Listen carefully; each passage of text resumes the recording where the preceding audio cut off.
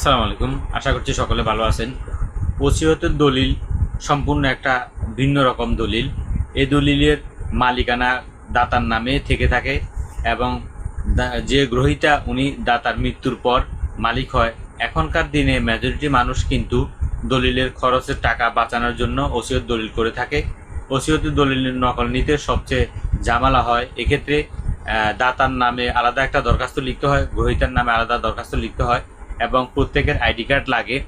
যারা ওসিয়তের নকল নেবেন বলে ভাবছেন তারা ভালো মতো বুঝে রাখেন, ওসিয়ত নকল নিতে হলে দাতা এবং গ্রহীতার উভয়ের স্বহস্তে লিখিত দরখাস্ত দিতে হয় এবং প্রত্যেকের আইডি কার্ড লাগে।